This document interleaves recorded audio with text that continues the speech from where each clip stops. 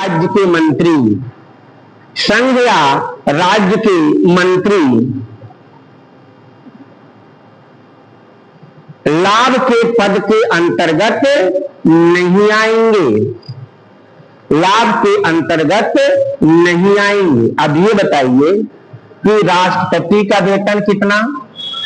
5 लाख, उपराष्ट्रपति का वेतन 4 लाख, राज्यपाल का वेतन बोलो भाई 3.5। ठीक है, उसके बाद संघ या राज्य के मंत्री, चाहे संघ का मंत्री हो और चाहे राज्य का। अब बताओ इनसे ज्यादा पैसा कौन कमाता है? कोई नहीं, फिर भी ये लाभ के पद के अंतर्गत नहीं आते हैं। इसका मतलब ये होता है कि अगर ये राष्ट्रपति का चुनाव लड़ते हैं तो इनको अपना नॉमिनेशन पत्र भरने से पहले इनको रिजाइन नहीं करना होता है। ठीक, लेकिन अगर आप सरकारी कर्मचारी हैं, किसी पद पे काम कर रहे हैं, बाबू हैं, अधिकारी हैं, किसी पद पर हैं, अगर आप राष्ट्रपति का चुनाव लड़ते हैं तो आपको पहले क्या करना पड़ेगा? अपने पद से इस्तीफा देना पड़ेगा। लेकिन इनको अपने पद से इस्तीफा नहीं देना पड़ता है। हाँ, जब ये चुन लिए जाते हैं तो ज्वाइन करने के पहले रिजाइन कर देंगे, लेकिन पहले ये इस्तीफा नहीं देते। क्लियर? ये तो हो गई योग्यता। कहां उल्लंघन हो रहा है बेटा? हाँ, समानता सभी के लिए है, ये बात आप सही कह रही हो। राइट टू इक्वलिटी की आप बात कर रही हो कि समानता होना चाहिए, यही तो कह रही हो। लेकिन ये बताइए, ये इनको ये संविधान में इनको छूट मिली हुई है, एक तरह से यह एक्सेप्शन है, इनके लिए नियम कानून लागू नहीं होता है। आई बात समझ में? बाकी के लिए नियम कानून है, यह इसका क्या है? अपवाद है।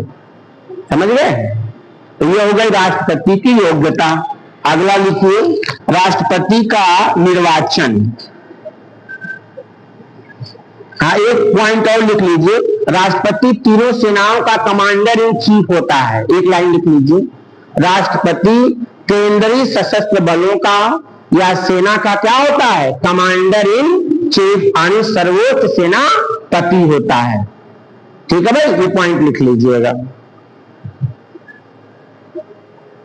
अब आप लिखेंगे राष्ट्रपति का चुनाव, राष्ट्रपति का निर्वाचन। हाँ, अनुच्छेद भी लिखते चलिए, आर्टिकल 54, आर्टिकल 54।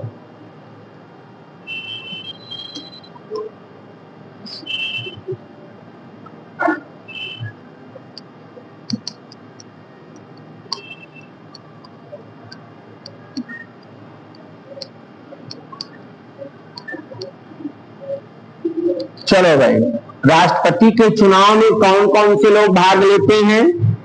कौन बताएगा? लिखिए, राष्ट्रपति का निर्वाचन, लिखिए बेटा, इसमें आगे लिखिए, राष्ट्रपति का निर्वाचन ऐसे निर्वाचक गण के सदस्य करेंगे, राष्ट्रपति का निर्वाचन ऐसे निर्वाचक गण के सदस्य करेंगे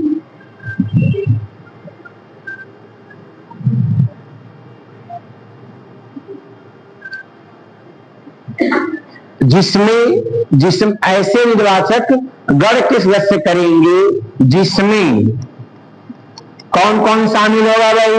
ए, बताओ, संसद के दोनों सदनों के निर्वाचित सदस्य। दूसरा, बी, राज्य की विधान सभाओं के निर्वाचित सदस्य। इसमें राज्य में जो आपके 3 यहां पर जो स्पष्टीकरण है,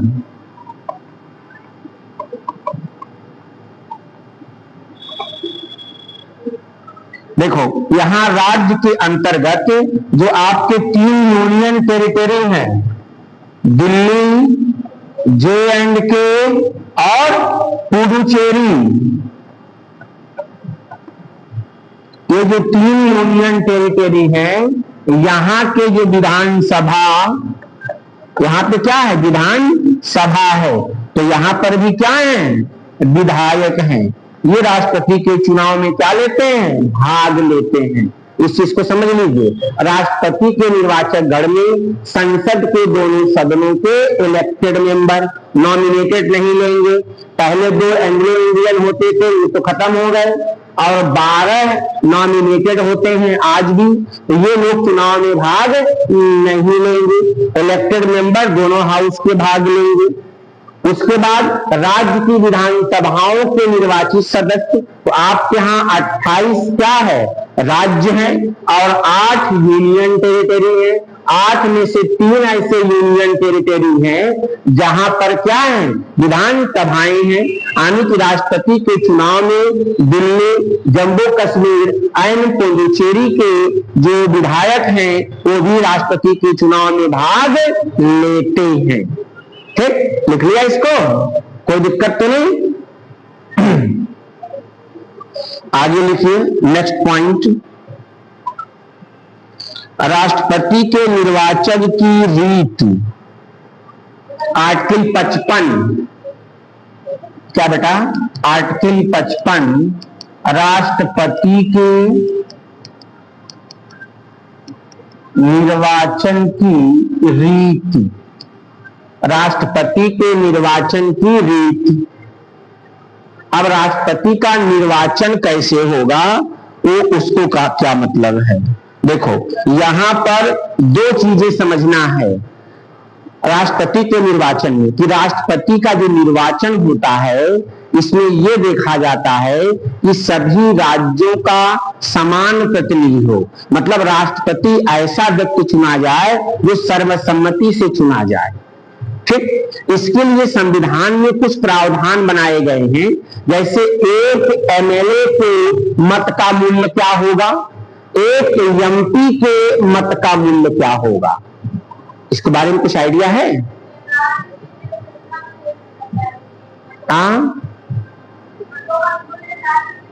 हाँ, चलो उसको बताते हैं। एक एमपी, पहले एमएलए, एक एमएलए के मत का मूल्य कैसे निकलेगा भाई? तो राज्य की कुल जनसंख्या, क्यों भाई, राज्य की कुल जनसंख्या अपान राज्य विधानसभा के निर्वाचित कुल सदस्य, निर्वाचित कुल सदस्यों की संख्या इंटू 1/1000। तो यह एक एमएलए की मत का मूल्य निकाला जाता है। नोट कर लीजिए, इसको एग्जाम में पूछा गया है। एक एमएलए के मत का मूल्य बराबर राज्य की कुल जनसंख्या अपान राज्य विधानसभा के या राज्य की विधानसभा के कुल निर्वाचित सदस्यों की संख्या, राज्य की विधानसभा के निर्वाचित कुल सदस्यों की संख्या इंटू 1/1000। इससे एक विधायक के मत का मूल्य निकलता है। तो यूपी के विधायक का मत का मूल्य सिक्किम के विधायक का मत का मूल्य बराबर होगा कि एक होगा, बताइए? अलग अलग होगा। हाँ, जनसंख्या ज्यादा है तो यहाँ के विधायक के मत का मूल्य अलग, और सिक्किम वाले की जनसंख्या कम है तो उसका मत का मूल्य अलग होगा। आई बात समझ में?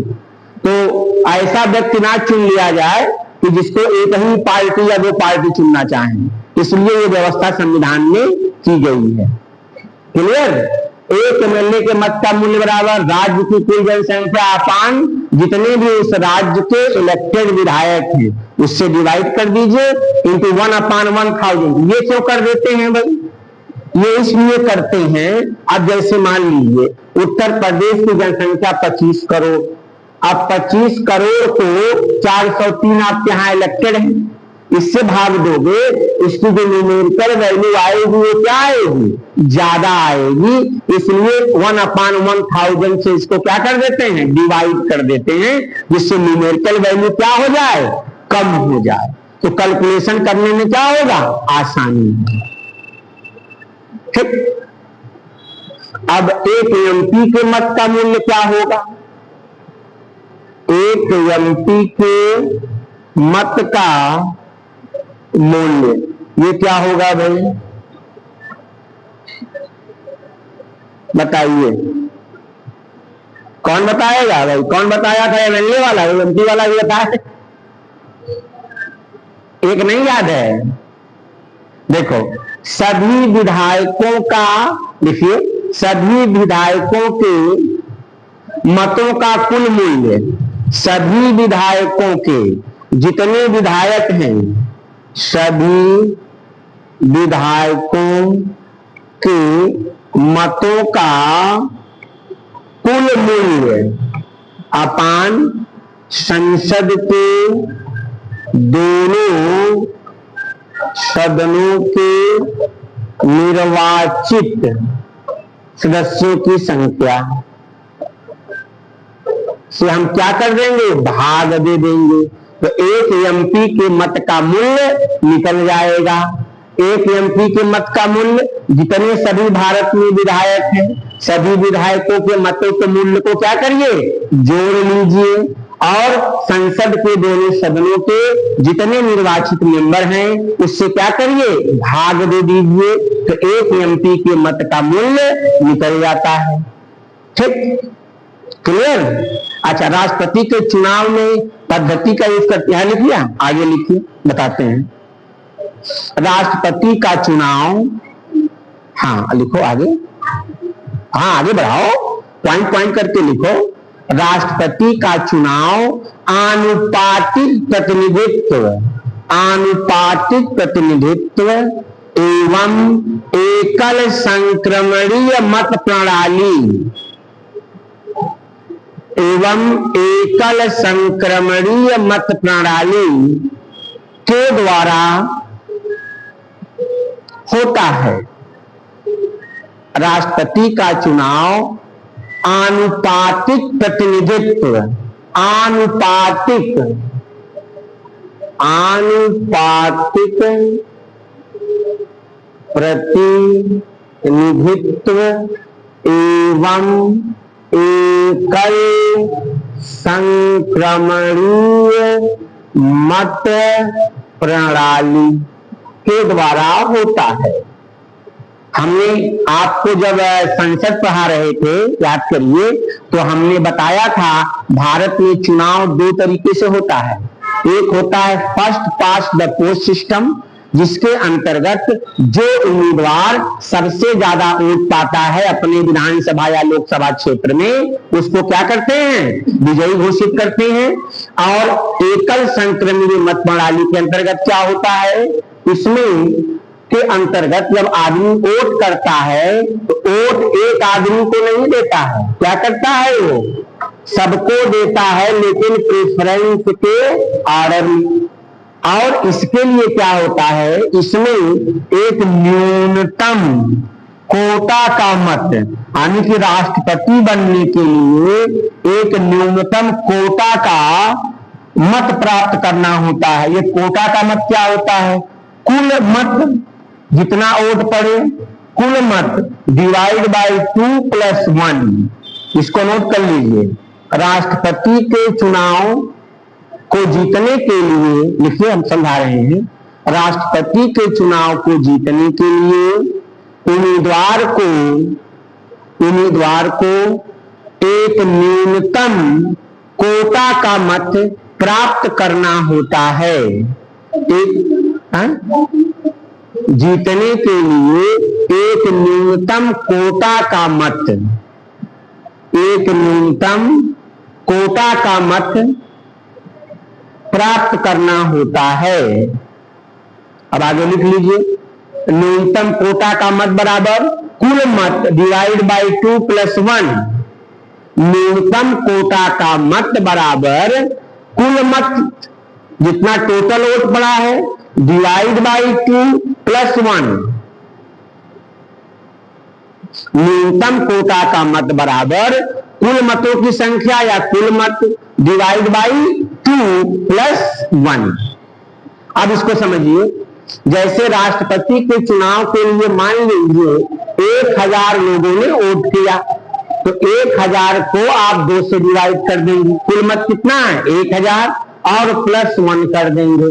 यानी राष्ट्रपति के चुनाव को जीतने के लिए कितने मत चाहिए, आधे से एक ज्यादा। लेकिन अगर यही मान लो प्रधानी का चुनाव है या एमपी का है या एमएलए का है, मान लीजिए टोटल मत पड़ा कहीं पर 10 लाख, मान लो एमपी का चुनाव है, ठीक। अब मान लो इसमें 10 कैंडिडेट लड़ रहे हैं, 10 कैंडिडेट चुनाव लड़ रहे हैं।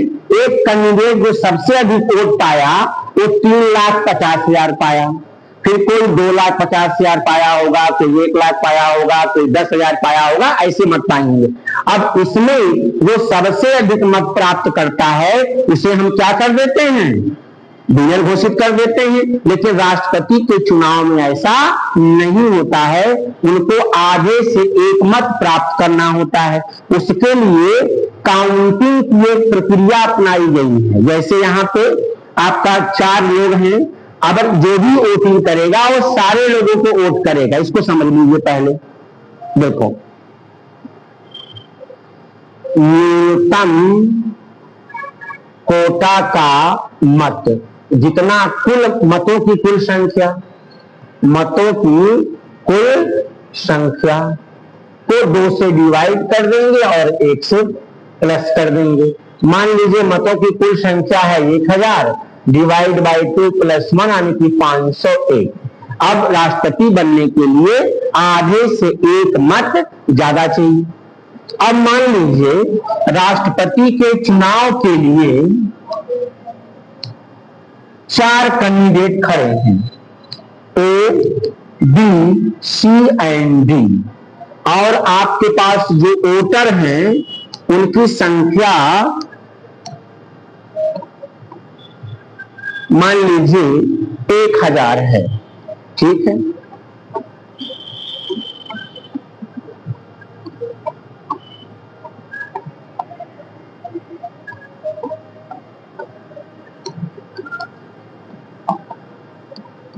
ये बैलेट पेपर हम बना रहे हैं।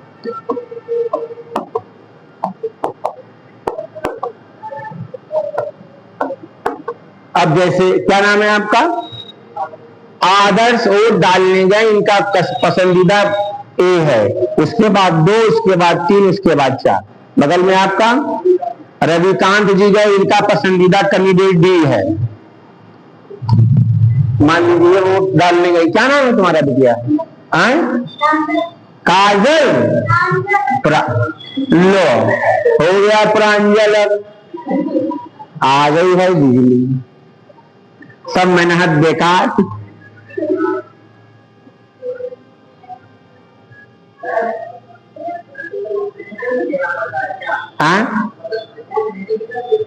हाँ, प्रेफरेंस सबको वोट देंगे, लेकिन वरीयता क्रम, जैसे आप एग्जाम देने जाते हो तो कभी कई पद एक साथ आ जाता है, तो आपसे वरीयता क्रम मांगा जाता है, वही चीज यहाँ है। तो इसकी एक स्पेशल काउंटिंग का मेथड है। पहले फर्स्ट वरीयता काउंट करेंगे, अगर मान लो कोई 501 पा गया फिर कोई दिक्कत ही नहीं है। अगर वो नहीं पाया तो वो सबसे कम मत पाता है, उसको आउट कर देते हैं, उसके मत को डिवाइड कर देते हैं। बस यही 2 मिनट समझाना है बस।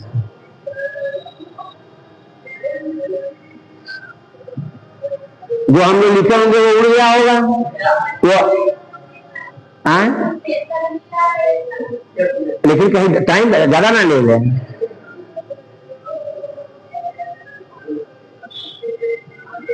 डर यही रहता है इसमें।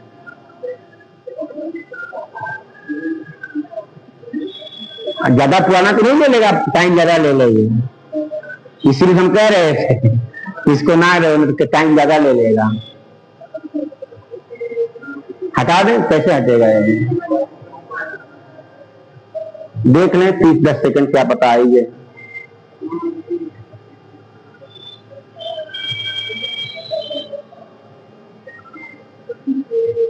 आज पानी में आप लोग की संख्या कम हो गई।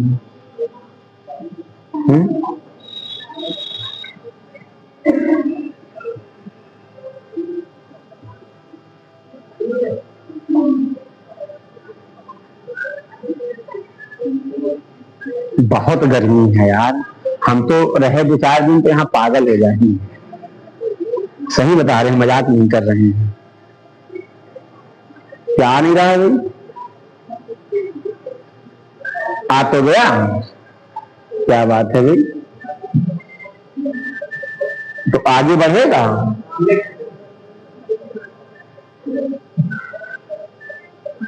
कहाँ आया? नहीं, चलो नहीं आया, कोई बात नहीं। देखो, अब हमने ये बताया है आपको कि अगर 4 कैंडिडेट हैं, बस 2 मिनट लगेगा भैया समझाने में, ए, बी, सी और डी, ये राष्ट्रपति पद के उम्मीदवार हैं। और यहां पे हम बैलेट पेपर बना रहे हैं। 1, 2, 3, 4, ऐसे मान लो ये 1000 बैलेट पेपर है। कितने बैलेट पेपर हैं? 1000। अब ए, बी, सी, डी, ए, बी, सी, डी, ए, बी, सी, डी, ए, बी, सी, डी। अब जैसे जितने भी वोटर होंगे सबका पसंद क्या होगा? अलग अलग होगा, या कई लोगों का एक भी हो सकता है। मान लीजिए एक गया वोट करने, उसका पसंदीदा कैंडिडेट है, दूसरा ये है, चौथा ये है, तीसरा ये है।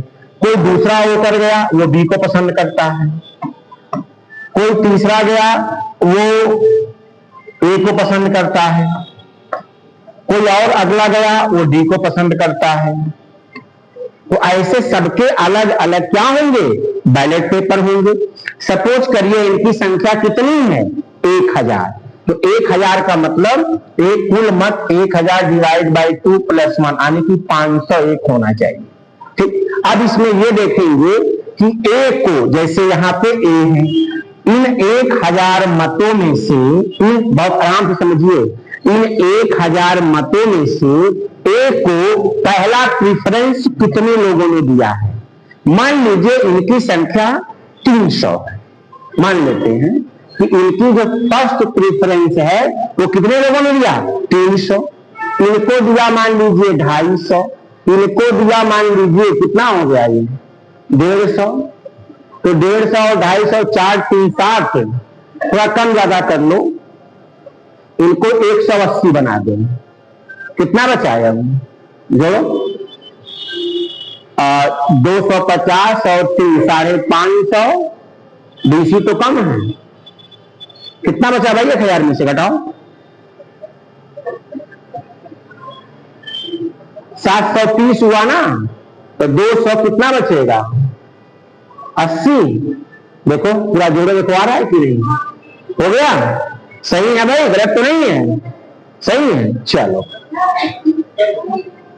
देख लो भाई कितना है। सही नहीं होगा यार, 200 8 5 13, 270 होगा। देखो जोड़ो, सही है। अब सही है। अब देखो सबकी पहली वरीयता हमने रखी है, डी की पहली वरीयता, बी की पहली वरीयता, सी की पहली वरीयता। समझिए 1000 वोटों में से फर्स्ट प्रेफरेंस ए को कितने लोगों ने दिया? 300। तो 1000 में से 300 बैलेट पेपर इनके सामने रख देंगे। भाई 300 तुम पाए हो। इनको बी वाले को 250 लोगों ने दिया है पहली वरीयता, तो 250 इनका बैलेट पेपर हो गया। सी वाले को 180 लोगों ने पहली वरीयता दी है, 180 वोट इनका हो गया। डी वाले को 270 लोगों ने दिया है, 270 इनका हो गया। अब हमने 1000 बैलेट पेपर को क्या किया? 4 लोगों ने पहली वरीयता प्राप्त में क्या कर दिया, डिवाइड कर दिया। यहां तक किसी को दिक्कत? अब देखिए जो सब, अब देखिए ओट कितना चाहिए, 501, और 501 कोई प्राप्त नहीं किया है। और क्या करेंगे, जो ये सी है जिनका सबसे कम मत है, इनको कंपटीशन से बाहर कर देंगे, और इनका जो 180 मत है इसमें वो देखेंगे कि दूसरी वरीयता को कितने लोगों ने दिया है, सेकंड प्रेफरेंस कितने लोगों ने दिया है, किसको किसको दिया है। अब 180 में से मान लीजिए 80 लोगों ने इनको दे दिया हो पहला वरीयता, अब इनका बचा 100, मान लो 50 इनको दे दिया हो, 50 इनको दे दिया हो, यानी कि 180 वोट को सेकंड प्रेफरेंस के क्रम में हमने 3 ही बचे, तो 3 लोगों में क्या कर दिया, डिवाइड कर दिया। ये बात सबको समझ में आई कि नहीं? फिर जोड़ लीजिए, 0 7 5 12 और 2 1 3, यहां कितना हो गया 300, ये कितना हो गया 380। अब देखिए सबसे कम कौन है, डी। अब डी को यहां से आउट कर देंगे और उनके 300 वोट को थर्ड प्रेफरेंस के क्रम में, दो ही बचे, दो ही लोग बचे, डी और सी, और अब उनके 300 वोट को थर्ड प्रेफरेंस के क्रम में 2 लोगों में क्या कर देंगे, बांट देंगे। अब मान लीजिए इसमें से 200 लोगों ने इनको दे दिया, इनको 100 ही लोगों ने दिया। अब कितना हो गए, 480, ये कितना हो जाएंगे 520, ये क्या हो जाएंगे, चुनाव जीत जाएंगे। इसी को कहते हैं पहली वरीयता, द्वितीय वरीयता, तृतीय और चौथी, ऐसे इसकी काउंटिंग होती है। किस किस को समझ में आया, बोलो भाई, कोई ऐसा भी है जिसको समझ में ना आया हो? आ गया समझ में? तो वही तो पूछ रहे हैं।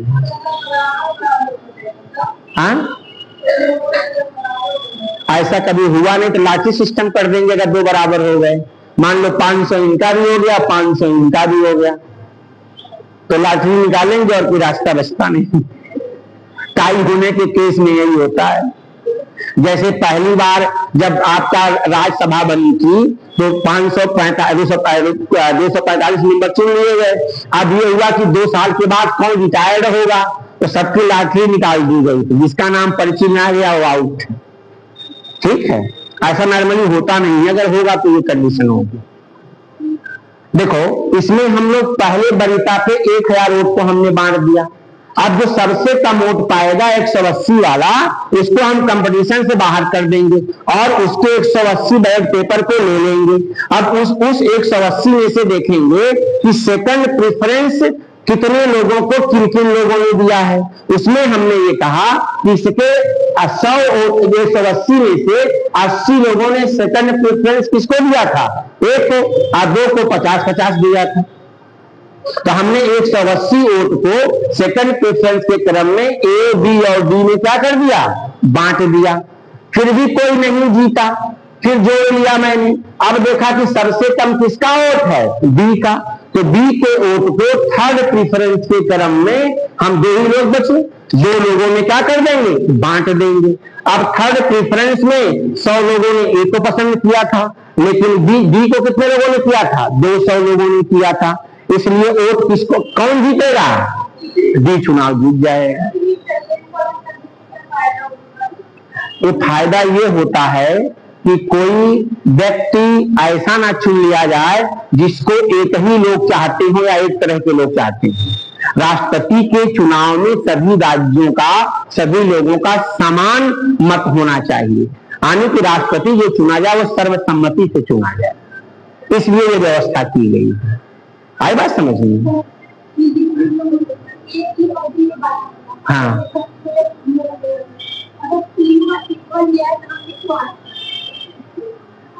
इक्वल आएगा तो फिर तीनों में से लॉटरी निकाल लेंगे। हाँ, तीनों बराबर मान लो हो जाएं, ये तो कह रही हो, ऐसा जनरली होता कहीं नहीं है, लेकिन इनकेस ऐसा टाई का मामला हो गया तो 3 लोगों की पर्ची निकाल लेंगे, एक इसमें से किसी को लॉटरी की तरह निकाल लेंगे, जिसका आ जाएगा वो आउट हो जाएगा, और कोई रास्ता नहीं है। हाँ, सबके लिए वही काम है। इतनी बात सबको आ गई समझ में? चलो। आगे नोट करिए,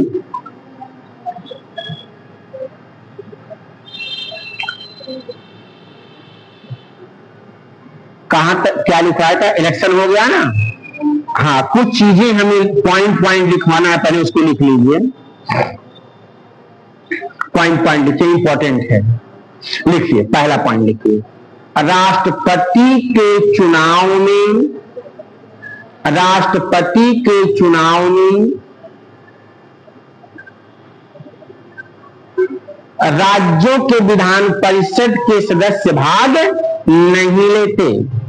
राष्ट्रपति के चुनाव में राज्यों के विधान परिषद के सदस्य भाग नहीं लेते।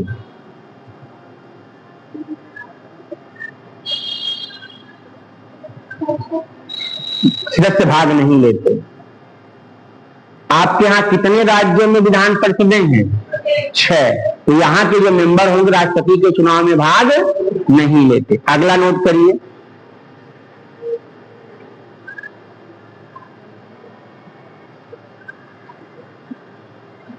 अगला नोट करिए, राष्ट्रपति के चुनाव में संसद के मनोनीत सदस्य भाग नहीं लेते। राष्ट्रपति के चुनाव में संसद के मनोनीत सदस्य चुनाव में भाग, राष्ट्रपति के चुनाव में भाग नहीं लेते, लेकिन महाभियोग की प्रक्रिया में भाग लेते हैं। लेकिन महाभियोग की प्रक्रिया में भाग लेते हैं। समझ में कुछ आया? राष्ट्रपति के चुनाव में संसद के मनोनीत सदस्य भाग नहीं लेते, लेकिन राष्ट्रपति के महाभियोग की प्रक्रिया में मनोनीत सदस्य भी भाग लेते हैं। महाभियोग नहीं समझते हैं? राष्ट्रपति जब संविधान का अतिक्रमण करे तो उनके पद से हटाने की प्रक्रिया को महाभियोग की प्रक्रिया कहते हैं।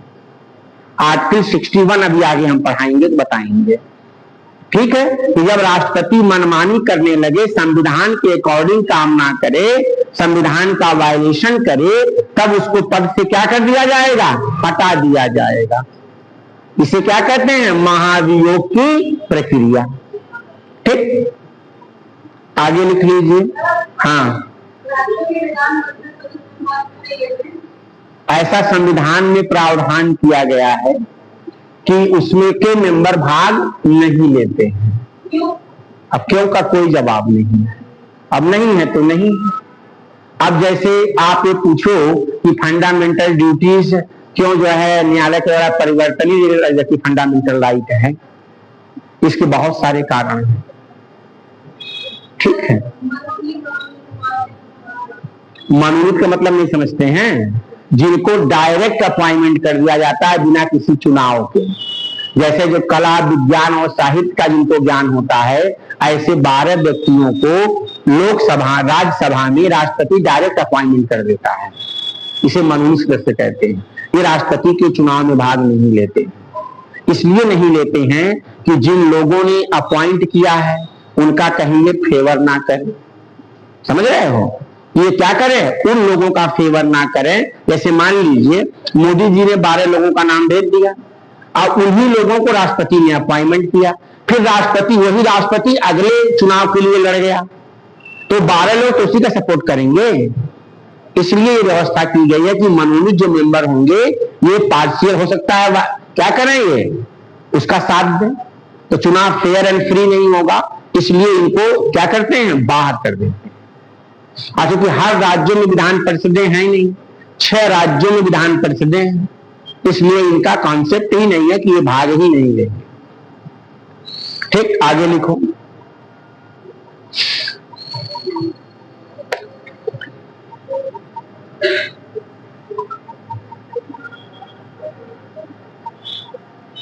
राष्ट्रपति की वो लिखिए कार्यकाल, राष्ट्रपति का कार्यकाल, आर्टिकल 56, अनुच्छेद 56।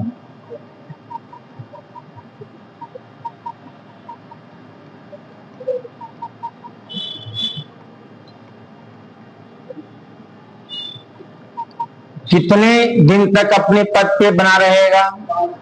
लिख लीजिए, अपने शपथ ग्रहण से 5 वर्ष तक। राष्ट्रपति अपने पद ग्रहण की तारीख से 5 वर्ष तक अपने पद पर बना रहेगा, परंतु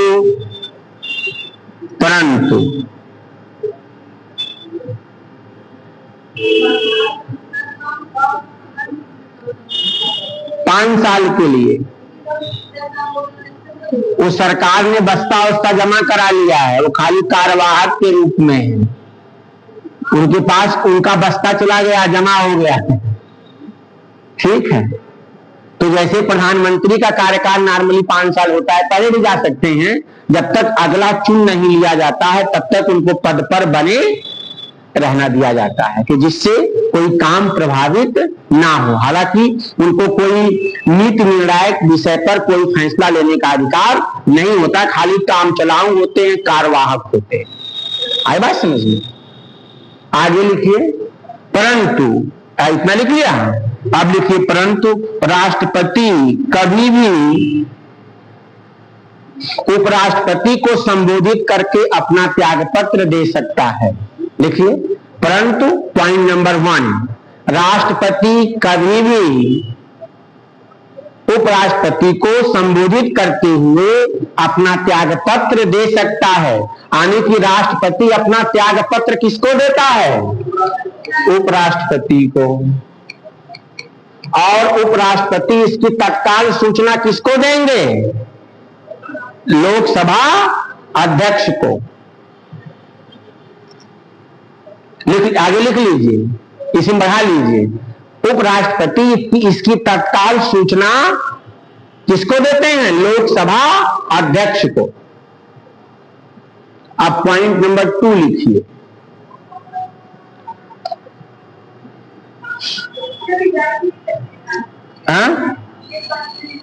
बिल्कुल दे सकते हैं, जब चाहें तब दे सकते हैं। वाइस प्रेसिडेंट काम करेगा, ठीक, 6 महीने तक, 6 महीने के अंदर चुनाव हो जाएगा। और कभी प्रेसिडेंट का भी पद खाली हो, वाइस प्रेसिडेंट का भी पद खाली हो, तो भारत के मुख्य कौन? न्यायाधीश क्या बन जाएंगे? राष्ट्रपति बन जाएंगे। और ऐसा एक बार हो चुका है, एम हिदायतुल्लाह राष्ट्रपति का पद संभाल चुके हैं। जब कभी प्रेसिडेंट और वाइस प्रेसिडेंट दोनों का पद खाली हो, तब भारत का मुख्य न्यायाधीश क्या बन जाएगा? भारत का, मान लो वो भी ना हो तो जो सीनियर मोस्ट जज होगा वो बन जाएगा। आई बात समझ में? जो सीनियर मोस्ट जज होगा वो बन जाएगा। अरे होगा इलेक्शन, 6 महीने के बाद तुरंत इलेक्शन होगा, विदिन 6 मंथ। अगर कभी भी राष्ट्रपति का पद खाली हो जाए तो 6 महीने के अंदर नया चुनाव हो जाएगा, और जो अगला राष्ट्रपति चुन करके आएगा वो पूरे 6 साल 5 साल के कार्यकाल के लिए आएगा। हाँ, तो जब वो तब तक बने रहेंगे कि जब तक राष्ट्रपति चुनाव जीत करके आ नहीं जाता है, तुरंत चुनाव कराया जाएगा। नहीं, वहां कहां चुनाव होगा? जो रहेगा ऑटोमेटिकली बन जाएगा राष्ट्रपति, और ऐसा एक बार हो चुका है। चलो भाई लिख लो आगे। सैलरी राष्ट्रपति वाला मिलेगा। अगर कोई व्यक्ति राष्ट्रपति के पद पर कार्य करता है, अगर वाइस प्रेसिडेंट, तो 4 के बजाय 5 पाएगा। आइए 280 के बजाय 5 लाख पाएंगे। जो काम करोगे उसका दाम मिलेगा। नहीं, एक ही सैलरी मिलेगी, वो नहीं मिलेगी आपको। कभी भी 2 सैलरी नहीं मिलेगी, 1 सैलरी मिलेगी। जो अधिक वाला है आदमी वही ले, कम वाला थोड़ी मिलेगा।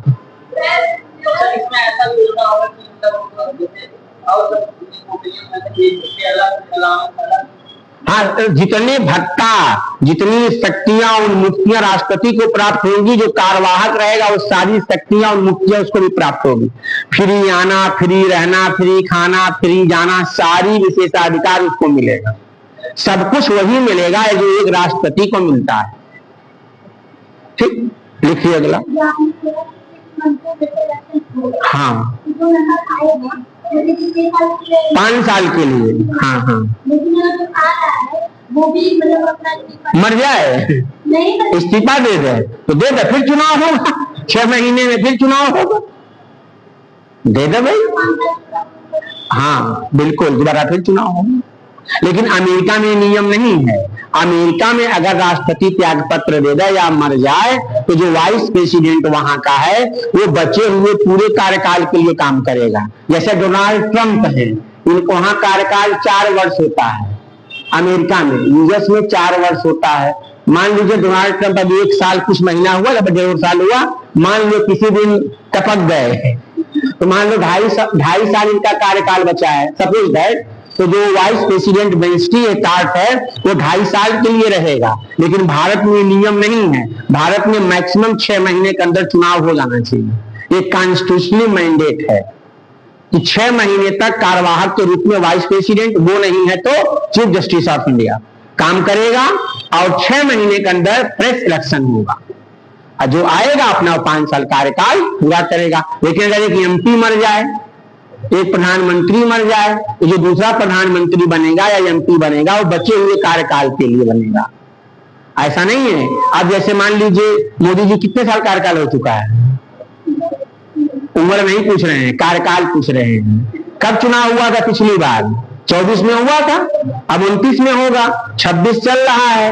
कहीं मान लो कोई ऐसी बात ना हो, हम ऐसा कुछ नहीं कह रहे हैं क्योंकि ऑन कैमरा है, मान लो किसी के साथ कुछ ऐसा मिसहैपनिंग हो जाए तो जो अगला प्रधानमंत्री बनेगा मंत्रिपरिषद भंग हो जाएगी। और अगर मान लो अमित शाह कोई भी बन गया एनीवन, तो वह 5 साल के लिए नहीं बनेगा, जो बचा हुआ कार्यकाल है 29 तक उतने समय के लिए बनता है। यही चीज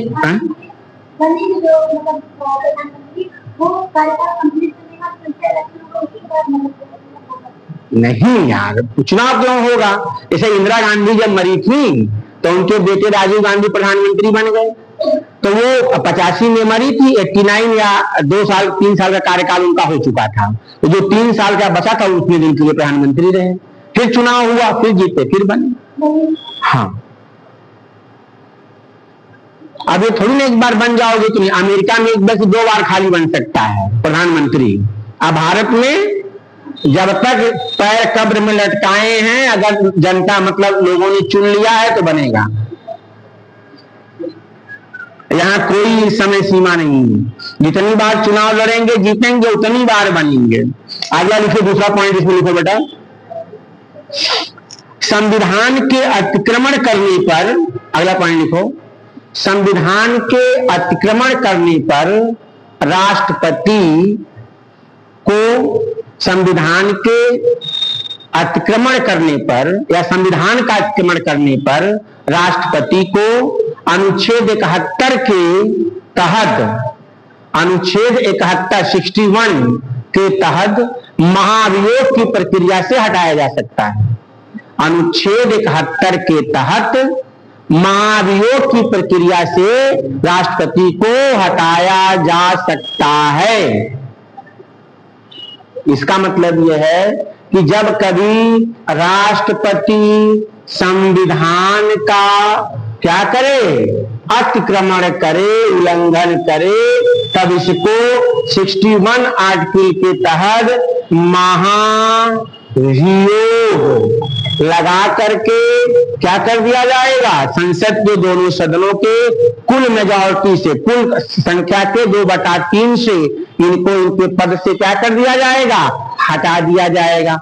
इसके लिए करना क्या होगा, 14 दिन पूर्व इनको नोटिस देना होगा और उनके हटाने का जो प्रस्ताव लाया जाएगा वो लोकसभा में भी लाया जा सकता है और राज्यसभा में, लेकिन जिस हाउस में लाया जाएगा उसके 1/4 मेंबर का साइन होना चाहिए, तभी उस प्रस्ताव को लोकसभा या राज्यसभा में पेश कर सकते हैं। यानी कि राष्ट्रपति को हटाने के लिए जो प्रपोजल या प्रस्ताव लाया जाएगा उसमें जिस हाउस में पेश किया जाएगा हटाने का प्रस्ताव, उसके 1/4 सदस्यों का सिग्नेचर होना चाहिए, सहमति। ये कंडीशन है। फिर उस हाउस में 2/3 से अगर वो हाउस पास कर देता है टोटल स्ट्रेंथ से तो दूसरे हाउस में जाएगा। दूसरा हाउस राष्ट्रपति पर आरोपों की जांच करेगा और राष्ट्रपति को क्या कहेगा कि आप या तो खुद आए जवाब देने या अपने किसी प्रतिनिधि को भेज सकते हैं। उसके बाद वो हाउस उनकी बात को सुनेगा। अगर वो हाउस सुनने के बाद 2/3 से अपने टोटल मेजॉरिटी से हटाने का प्रस्ताव पास कर देता है, उसी दिन राष्ट्रपति को अपना पद क्या करना होगा, छोड़ना होगा। लेकिन जो राष्ट्रपति इस दरमियान जो काम किया रहेगा उसका काम वैलिड होगा। जो भी डिसीजन लिया रहेगा जब तक वो अपने पद पर रहा है, काम किया है, वो काम अमान्य नहीं होगा, वो वैलिड होगा। ठीक, समझ में आया? आगे देखिए, ये तो हो गया राष्ट्रपति के हटाने। अब लिखिए आर्टिकल 57 पुनर्निर्वाचन के लिए पात्रता। पुनर्निर्वाचन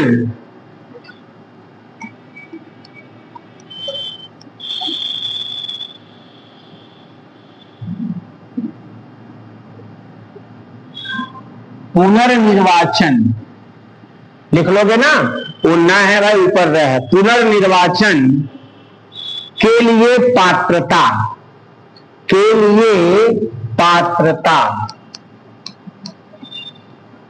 एलिजिबिलिटी फॉर री इलेक्शन, एलिजिबिलिटी फॉर री इलेक्शन। तो भारत में कोई भी व्यक्ति कितनी भी बार चुनाव लड़ सकता है और जितने बार चुनाव लड़ेगा जीतेगा उतने बार राष्ट्रपति बनेगा। 1 बार, 2 बार, 3 बार, 4 बार। यानी कि जैसे मुर्मू जी हैं, अगर दोबारा चुनाव लड़ना चाहे लड़ सकती हैं। अगर जीत गई तो अगले बार फिर राष्ट्रपति बनेंगे, फिर अगले बार लड़ेंगे, जीत गई फिर बनेंगे, फिर लड़ेंगे, जीत गई फिर बनेंगी। यानी कि हमारे यहाँ कौन कितना टर्म रहेगा इस बात का कोई संविधान में उल्लेख नहीं है। लेकिन अमेरिका में एक व्यक्ति मैक्सिमम कितने बार, 2 बार ही राष्ट्रपति बन सकता है। लेकिन अपने यहाँ ऐसा कुछ नहीं है। लिख लीजिए, कोई भी व्यक्ति, लो सारा रामायण खत्म हो गया, सीता किसका बाप यही नहीं पता यार। पहले ही लिखवाया है, संसद के दोनों सदनों के निर्वाचित सदस्य आप नहीं थे क्या, तब बताइए। और राज्यों की विधानसभाओं के निर्वाचित सदस्य, जिसमें पुडुचेरी, दिल्ली और जम्मू कश्मीर की विधानसभाएं भी शामिल होंगी। ये तो मैं पहले लिखवा दिया हूं। हाँ। पहले बार राष्ट्रपति 2 बार थे, एक ही बार 2 टर्म के लिए। ठीक भाई, तो क्या हमने क्या लिखवाया है, लिख लीजिए, कोई भी व्यक्ति कितनी भी बार राष्ट्रपति बन सकता है, ब्रैकेट में जितने बार चुनाव वह जीतेगा, जितने बार वह चुनाव जीतेगा। लेकिन अमेरिका में एक व्यक्ति 2 बार ही राष्ट्रपति बनता है, ये भी लिख लेना। लेकिन अमेरिका में एक व्यक्ति 2 बार ही राष्ट्रपति बनेगा। और एक डिफरेंस और है, जैसे भारत में राष्ट्रपति बनने के लिए सिर्फ भारत का नागरिक होना लिखा है, लेकिन अमेरिका में अमेरिकी मूल का होना चाहिए। जैसे आपके यहाँ सोनिया गांधी आई हैं, सीमा हैदर आई हैं, अगर ये लोग राष्ट्रपति बनना चाहें तो बन सकती हैं। अगर भारत की नागरिकता है इनके पास है तो ये भारत अगर चुनाव लड़े तो ये बन सकती है राष्ट्रपति, इसके लिए कोई ऐसा प्रावधान नहीं है। लेकिन अमेरिका में नहीं बन सकते हैं, वो अमेरिकी मूल का होना चाहिए। जैसे प्रियंका चोपड़ा निक जोन से शादी की है, अगर प्रियंका चोपड़ा चाहे राष्ट्रपति अमेरिका का बन जा तो नहीं बन पाएंगी। हाँ, उनकी जो बिटिया है मालती वो बन जाएगी। वहां का ओरिजिनल अमेरिकन होना चाहिए, वहां का मूल निवासी होना चाहिए। कोई बाहर का आदमी जाकर के नागरिकता लेकर के नहीं बन सकता है। आप जैसे मान लीजिए आप किसी अमेरिकन को पसंद कर लिए, आप शादी कर लिए, आप अमेरिका शिफ्ट हो गए, तो आप कहें वहां अमेरिका की नागरिकता भी मिल जाएगी आपको, क्योंकि शादी आपने उससे किया है। तो आप अगर चाहे राष्ट्रपति बनना तो नहीं बन पाएंगे। हाँ, आपका जो बच्चा होगा वो अमेरिकी मूल का हो जाएगा, क्योंकि आप भी वहीं के हैं, आपकी बीवी वहीं के हैं। तो आने की हुआ बच्चा कहाँ का होगा, अमेरिका का होगा, वो बन जाएगा। या बन जाएगी, बेटा हो या बेटी हो। लेकिन आप चाहो बन जाएं तो नहीं बनोगे, क्योंकि ओरिजिनली आप वहां के नागरिक नहीं थे। ये मेरा कहने का ही सेंस है। समझ में आया? ये है क्या चीज? वहां के अपना वहां वीजा मिलता है, कुछ उनका ग्रीन कार्ड पता नहीं क्या है, इतने साल रहोगे तब अप्लाई करोगे तब परमानेंट मिलता है। उनके अपने देश का नियम अलग है, हमारे देश के अपने अलग नियम।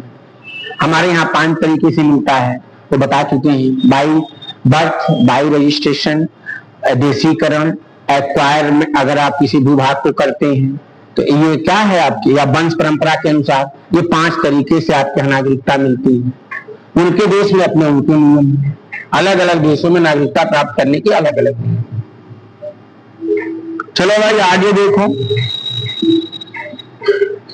राष्ट्रपति को शपथ कौन दिलाता है? लिखो, राष्ट्रपति का शपथ, ओथ, आर्टिकल 60।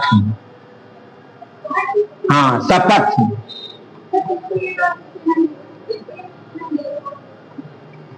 क्या चीज?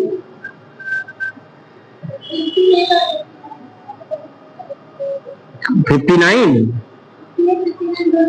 उतना इंपॉर्टेंट नहीं है, अगर कहोगे बता देंगे। 58 में निर्वाचन होने के लिए क्या योग्यता होनी चाहिए, वो है जो पहले लिखा चुके हैं हम। राष्ट्रपति की योग्यता लिखाए हैं, वहां अनुच्छेद 58 लिख दीजिए। जहां पर हमने राष्ट्रपति की योग्यता लिखाई है कि वो भारत का नागरिक हो, 35 साल उम्र हो, लाभ के पद पे ना हो, वहां आर्टिकल नंबर क्या लिख दीजिए? 58 लिख दीजिए। ठीक। शपथ लिखिए भाई, शपथ कौन दिलाता है? लिख दीजिए।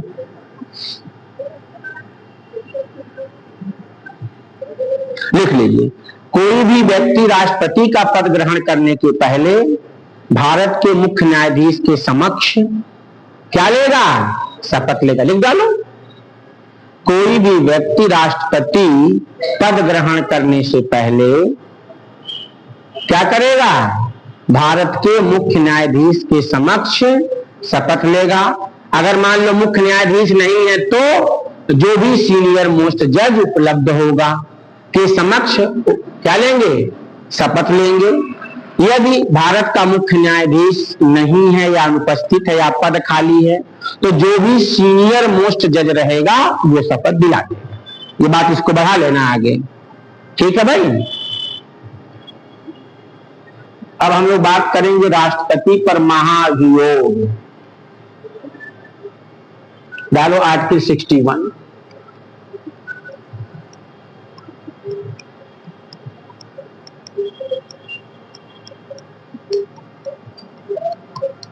आर्टिकल जो 59 है बेटा, वो राष्ट्रपति के पद की सेवा शर्तें हैं।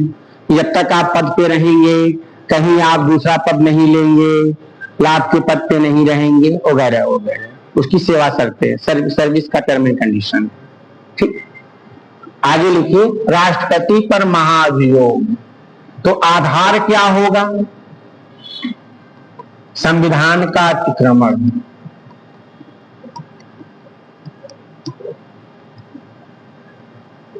संविधान के अतिक्रमण के आधार पर। आधार क्या होगा महाभियोग का? संविधान के अतिक्रमण के आधार पर। स्टार्ट करने के लिए क्या 2 कंडीशन होनी चाहिए? 14 दिन पूर्व। 14 दिन पूर्व क्या देंगे? राष्ट्रपति को सूचना या नोटिस देंगे। सूचना कहिए या नोटिस कहिए। और दूसरा, जिस सदन में, चाहे लोकसभा हो या राज्यसभा हो, जिस सदन में विधेयक प्रपोजल हटाने का प्रस्ताव पेश करना है, हटाने का प्रस्ताव लाना है, उसकी 1/4 सदस्य का क्या होना चाहिए? सिग्नेचर होना चाहिए।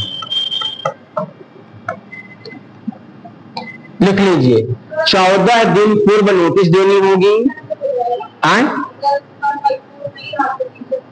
मतलब नहीं स्वीकार ही नहीं किया जाएगा। ये नियम है कि अगर राष्ट्रपति को हटाना है उसके पद से, तो जो आप प्रपोजल लाएंगे, प्रस्ताव लाएंगे राष्ट्रपति को हटाने का, तो दो हाउस, या तो लोकसभा में लाएंगे या तो राज्यसभा में लाएंगे आप। तो अगर लोकसभा में लाएंगे तो उसके 1/4 मेंबर, राज्यसभा में लाएंगे तो उनके 1/4 मेंबर। क्या होना चाहिए? उस पर सिग्नेचर होना चाहिए। हटाने के प्रस्ताव पर जिस हाउस में आपको ले आना है प्रपोजल, उसके 1/4 सदस्यों का क्या होना चाहिए? सिग्नेचर होना चाहिए। इतनी बात सबको समझ में आ गई? अब मान लीजिए आपने इधर समझिए, लोकसभा में राष्ट्रपति के हटाने का प्रस्ताव आपने लोकसभा में क्या कर दिया? पेश कर दिया। अब लोकसभा क्या करेगा? इस पर डिस्कशन करेगा, बातचीत होगी, आरोप प्रत्यारोप होंगे। फाइनली लोकसभा अपनी कुल सदस्यों की संख्या के 2/3 बहुमत से क्या कर देगा? पास करेगा। इसके बाद यह बिल जाएगा राज्यसभा में। कहां जाएगा? राज्यसभा में। राज्यसभा लिख लो,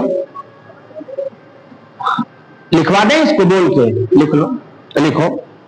राष्ट्रपति को हटाने का प्रस्ताव संसद के किसी भी सदन में शुरू किया जा सकता है।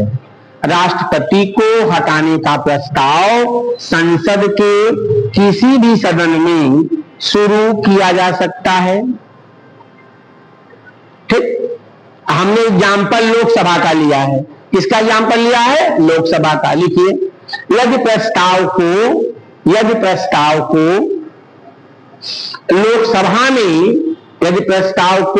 लोकसभा में पेश किया जाता है, तो लोकसभा अपने सदस्यों के कुल संख्या के 2/3 यानी कि विशेष बहुमत से, लोकसभा अपने सदस्यों के कुल संख्या याद रखो, कुल संख्या के 2/3 बहुमत से, ब्रैकेट में लिख लो विशेष बहुमत से, यदि प्रस्ताव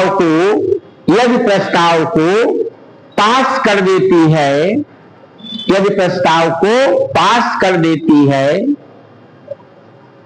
तो इस प्रस्ताव को अब राज्यसभा भेजा जाएगा। कहां जाएगा? इस प्रस्ताव को अब राज्यसभा भेजा जाएगा। राज्यसभा आरोपों की जांच करेगा। राज्यसभा आरोपों की क्या करेगा? जांच करेगा। और राष्ट्रपति को स्वयं या अपने किसी अधीनस्थ को अपनी सफाई पेश करने के लिए क्या करना होगा? उपस्थित होना होगा। ना चाहे ना भी हो, कोई बात नहीं। यदि उनकी बात सुनने के बाद राज्यसभा भी अपने कुल सदस्यों की संख्या के 2/3 से, अपने कुल सदस्यों की संख्या के 2/3 से हटाने का प्रस्ताव पारित कर देती है, हटाने का प्रस्ताव पारित कर देती है, तो उसी दिन राष्ट्रपति को अपना पद छोड़ना होगा। तो उसी दिन राष्ट्रपति को अपना पद छोड़ना होगा। आगे बात समझ में। लेकिन राष्ट्रपति जो इसके पहले काम कर चुका है वह वैध होगा। ये भी लिख लो, राष्ट्रपति के द्वारा किए गए कार्य, पूर्व कार्य जो किया है वो क्या होंगे? वैध होंगे। राष्ट्रपति के द्वारा किए गए कार्य जो अब तक उसने किया है, ब्रैकेट में अब तक जो उसने किया है, वो क्या होगा? वैध होगा, वैलिड होगा।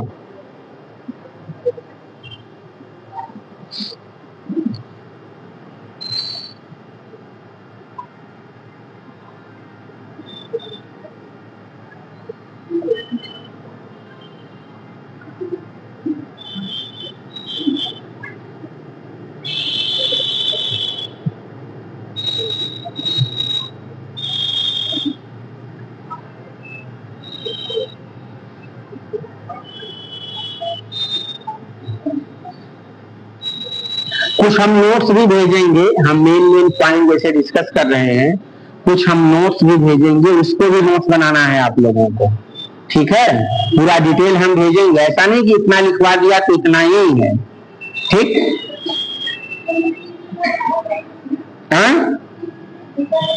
भेजा गया है ना, उसको लिख डालिए। और उसके बाद अभी जो है और भेजेंगे आज प्रेसिडेंट वाला, इसको भी लिखना है।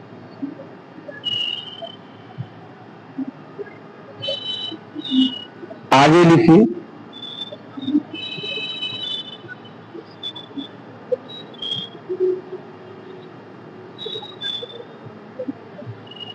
राष्ट्रपति के कार्य एवं शक्तियां, हाँ, राष्ट्रपति के कार्य एवं शक्तियां, पहला लिखिए। राष्ट्रपति की कार्यकारी शक्तियां, राष्ट्रपति के कार्य एवं शक्तियां, हेडिंग डालिए। राष्ट्रपति के कार्य एवं शक्तियां, पहला डालिए कार्यकारी शक्ति।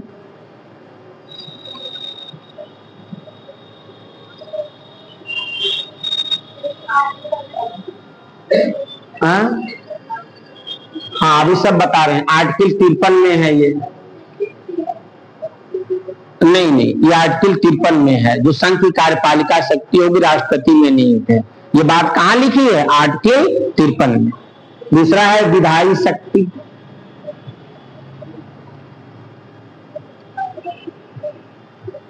तीसरा लिखिए। हम बोलते जा रहे हैं, लिखते जाइए।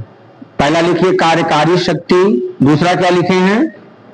विधायी शक्ति, तीसरा लिखिए वित्तीय शक्ति, वित्तीय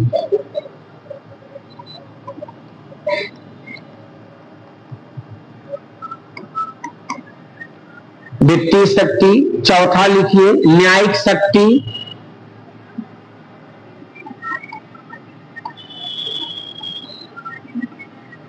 पांचवा आपातकालीन शक्ति,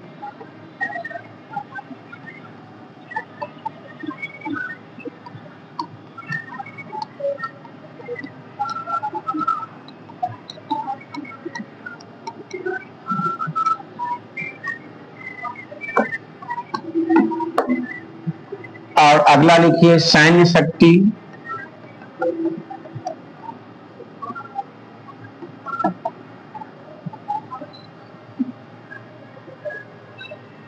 और एक लिखिए राजनयिक शक्ति।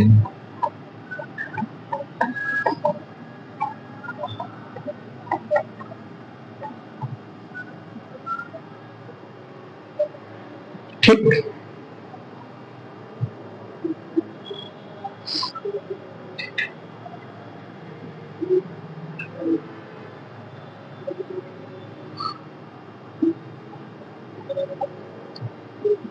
अब एक एक करके हम समझाएंगे, इसमें लिखवाएंगे नहीं, ठीक है। सारी शक्तियां हम समझा दे रहे हैं आप लोगों को, इसका नोट्स हम दे देंगे, आप लोग लिखेंगे। हम खाली क्या करेंगे? हाँ, समझाएंगे। क्लियर?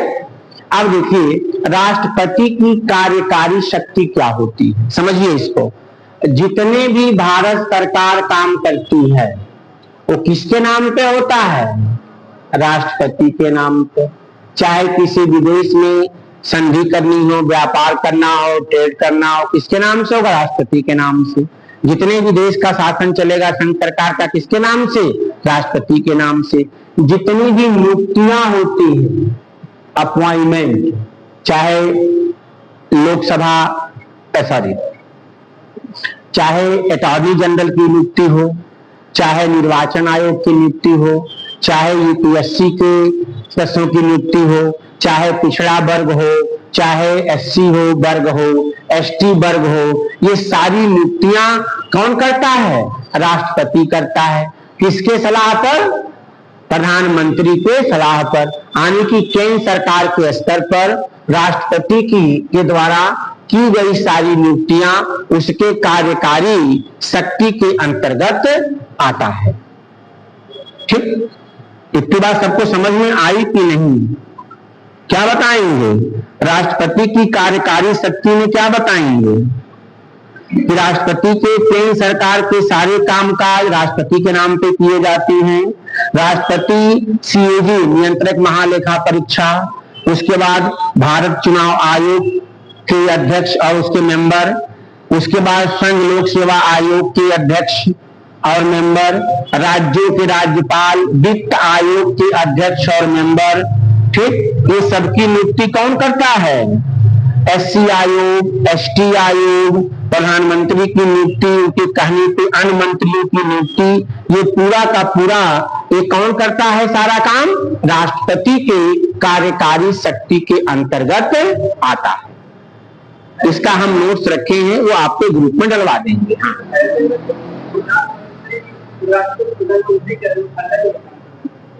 कैसी रियल में बेटा यही होता है, लेकिन अमेरिका नहीं, वहां पे खाली राष्ट्रपति। अगर अमेरिका के राष्ट्रपति की तुलना करनी है तो आप अपने प्रधानमंत्री से तुलना करिए, क्योंकि वहां का राष्ट्रपति सब कुछ है, कार्यकारी शक्ति उसी में भी है। किसमें भी है? राष्ट्रपति में है। हमारे यहाँ खाली राष्ट्रपति नाम मात्र का होता है, बस पहला है, लेकिन कहने के लिए खाली है। वो घर के खाली गार्जियन है, काम सारा प्रधानमंत्री करता है। क्योंकि हमारा सिस्टम क्या है? पार्लियामेंट्री फॉर्म ऑफ गवर्नमेंट है, उनके यहाँ प्रेसिडेंशियल फॉर्म ऑफ गवर्नमेंट है। उनके देश की शासन पद्धति अलग है, हमारे देश की शासन पद्धति अलग है। ठीक, अब बात आती है राष्ट्रपति की विधायी शक्ति क्या होती है। तो प्रत्येक जनरल इलेक्शन के बाद जब पहला आम चुनाव होता है लोकसभा का, तो सभी जितने सांसद होते हैं उनको दोनों सदनों को बुला करके एक साथ संबोधित करते हैं, एड्रेस करते हैं। लोकसभा का, राज्यसभा का सत्र को बुलाना, सत्रावसान करना किसका काम है? राष्ट्रपति का है। लोकसभा को कभी भंग करना किसका काम है? राष्ट्रपति का काम है। कभी अगर देश में नियम बनाने की जरूरत हो, जिसमें अध्यादेश की शक्ति कहते हैं, यानी कि संसद के द्वारा अगर जब कभी संसद का सत्र ना चल रहा हो, सेशन ना चल रहा हो, उस दरमियान राष्ट्रपति नियम बना सकते हैं, जिसे अध्यादेश कहते हैं। इसकी वैलिडिटी 6 मंथ होती है। कितने महीने होती है? 6 मंथ। यह बात एक अनुच्छेद 123 में लिखी गई। संसद के दोनों सदनों के द्वारा पास किसी विधेयक पर सहमति कौन देता है? राष्ट्रपति। ठीक, दूसरा 12 लोगों को राज्यसभा में कौन नॉमिनेट करता है? राष्ट्रपति। ये सारी शक्तियां इसकी किसमें आती हैं? विधायी शक्ति के अंतर्गत आती है। समझ गए? अगला देखिए, वित्तीय शक्तियां। कोई भी मनी बिल लोकसभा में पेश करने से पहले राष्ट्रपति की क्या ली जाती है? अनुमति ली जाती है। ठीक, ये राष्ट्रपति की क्या है? वित्तीय शक्ति। समझ में आ रहा है? और क्या वित्तीय शक्ति में आता है? वित्त आयोग की नियुक्ति करना। वित्त आयोग आगे पढ़ाया जाएगा। फाइनेंस कमीशन की नियुक्ति करना।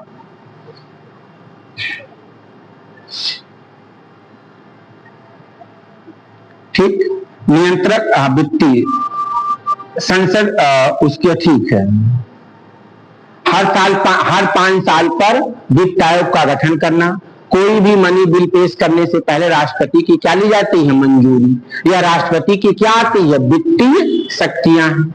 कोई अनुदान की मांग हो, डिमांड ऑफ ग्रांट हो, पैसा निकालना हो, भारत की 2 निधियां हैं, एक संचित निधि है और एक आकस्मिक निधि है।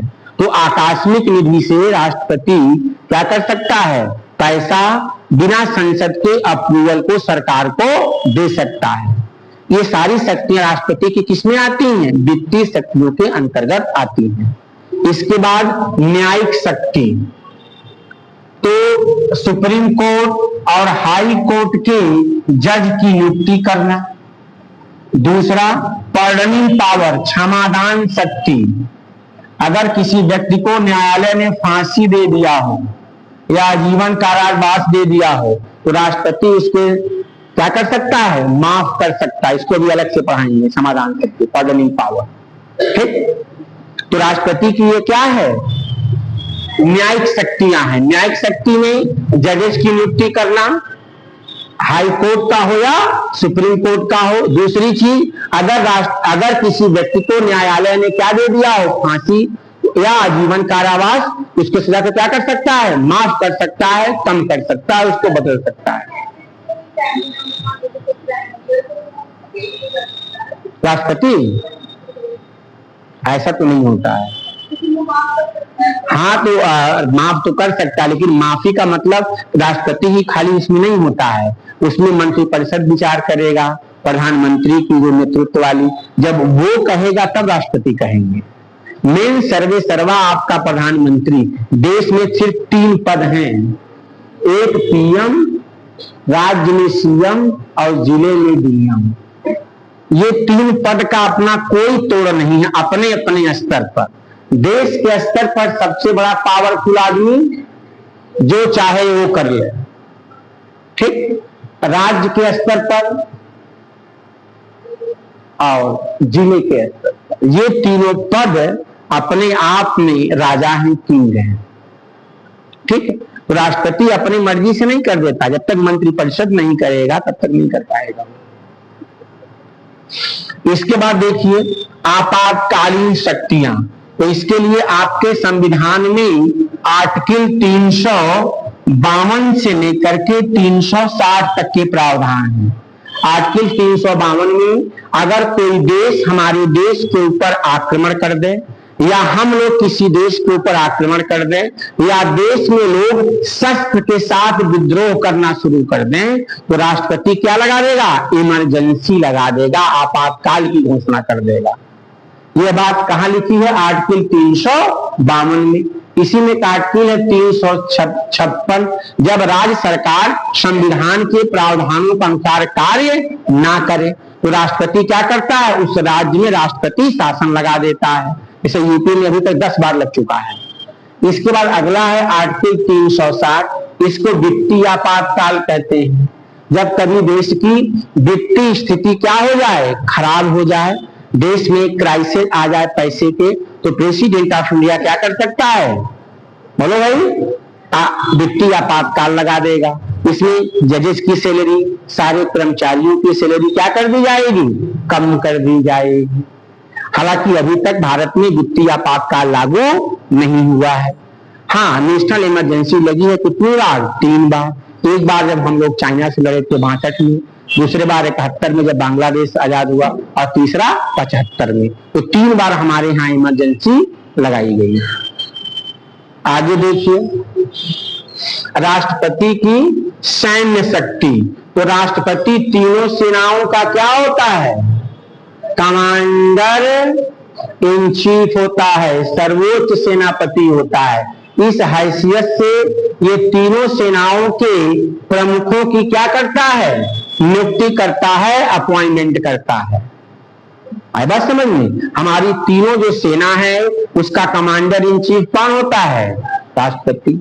और इस हैसियत से तीनों सेनाओं के अध्यक्षों की क्या करता है, नियुक्ति करता है।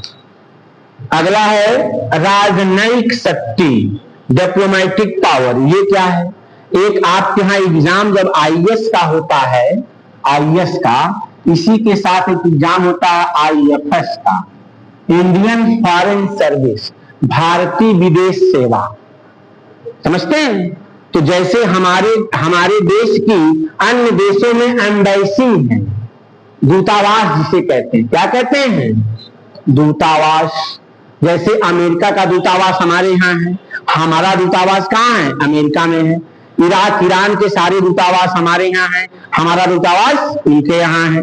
तो हर एक देश का जिन जिन देशों के साथ हमारे राजनयिक संबंध हैं, उनके दूतावास हमारे देश में है और हमारे देश का दूतावास उनके यहाँ है। इसका काम क्या होता है दूतावास का, अब जैसे अमेरिका के राष्ट्रपति से बात करना है या वहां पर व्यापार करना है, ट्रेड करना है, हमारे देश का कोई आदमी अमेरिका में फंस गया, परेशान हो गया, तो एम्बेसी हमारी उसकी क्या करती है, मदद करती है। एक तरह से ये हमारे देश को वहां क्या कर रहा है, रिप्रेजेंट कर रहा है। अगर आपके को कोई समस्या आ रही है तो आप कहां जाएंगे, अपने एम्बेसी में जाएंगे। एम्बेसी आपकी क्या करेगी, मदद करेगी। ठीक, दो राष्ट्रों के बीच कोई संबंध है, कोई बातचीत करना है, कैसे करेंगे, एम्बेसी के थ्रू करते हैं। आई बात समझ में? हाँ, ये हमारे देश का ये पूरी टीम रहती है, इसमें काम करती है। ठीक, अब इसमें क्या होता है, जो आईएफएस के मेंबर होते हैं, जैसे आईएएस चुना जाता है तो अपने देश के अंदर रहेगा, आईएफएस जो रहेगा वो विदेश में रहेगा। कभी आप ईरान एम्बेसी में हैं, कभी पाकिस्तान एम्बेसी में हैं, कभी ट्रांसफर हो गया आप अमेरिका चले गए, कभी ट्रांसफर हो गया नॉर्वे स्वीडन चले गए। तो हर देशों में हमारे जिन जिन देशों के साथ संबंध है वहां हमारी क्या है, एम्बेसीज हैं।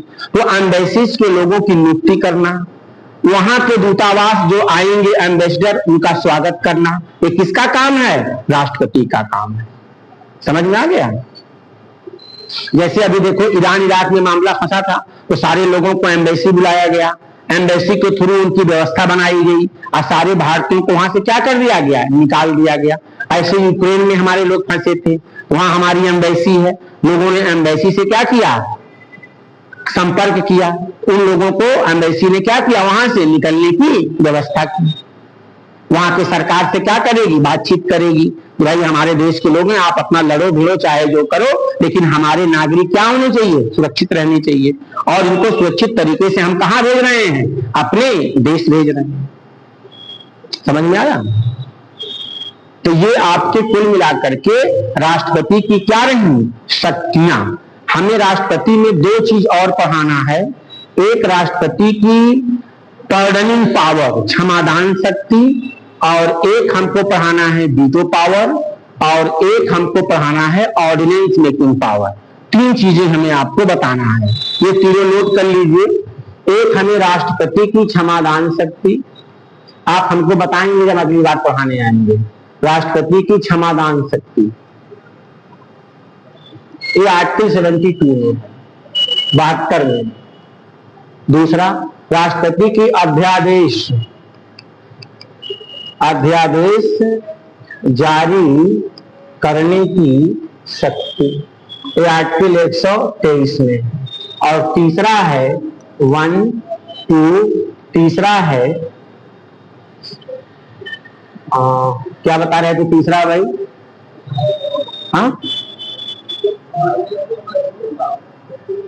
हाँ वीटो पावर, राष्ट्रपति की वीटो पावर, वीटो शक्ति। हालांकि कहीं संविधान में वीटो शब्द का इस्तेमाल नहीं किया गया है, लेकिन आर्टिकल 111 के अंतर्गत जब संसद के दोनों सदन, आपका लोकसभा और राज्यसभा, किसी विधेयक को पास कर देते हैं तो आर्टिकल 111 के अंतर्गत राष्ट्रपति के पास मंजूरी के लिए जाता है। अब राष्ट्रपति के पास ऑप्शन है कि उस पर अपना सिग्नेचर कर दे, तब तो कोई दिक्कत नहीं, एक्ट बन गया, या उसको पुनर्विचार के लिए वापस कर दे, या अपनी सहमति रोक ले। इसी को राष्ट्रपति के वीटो शक्ति कहते हैं। हालांकि वीटो शक्ति कहीं भी संविधान में लिखा नहीं गया है। तो ये हम पढ़ाएंगे, ये तीन चीजें छोटी छोटी रह गई हैं, ठीक है भाई। तो आपका कुल मिलाकर के प्रेसिडेंट क्या हो जाएगा, समाप्त। बाकी डिटेल इसका हम आपको क्या करेंगे, पीडीएफ भेज देंगे, नोट्स आप लोग बना लीजिएगा और उसको पढ़ लीजिएगा। जो चीजें नहीं समझ में आएगी अगली वाली क्लास में क्या करेंगे, आप लोग पूछ लीजिए। लो भैया, और कोई किसी को डाउट हो तो बेटा पूछ लो।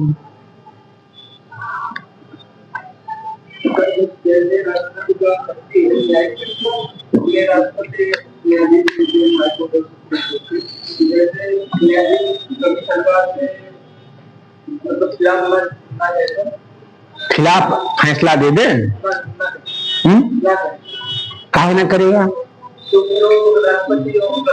अभी आपको जब जुडिशरी पढ़ाएंगे तो न्यायपालिका स्वतंत्र है कार्यपालिका से। आर्टिकल कल 50 पढ़ाया था। न्यायपालिका और कार्यपालिका क्या होगी, अलग अलग होगी। अगर न्यायपालिका भी कार्यपालिका के साथ होगी तो आप जाएंगे कहाँ, कहाँ आपको न्याय मिलेगा। लेकिन कई बार ऐसा देखा गया है कि कभी कभी फैसले सरकार के वो तो खैर गलत एडमिनिस्ट्रेशन है, बंद कर दो इसको।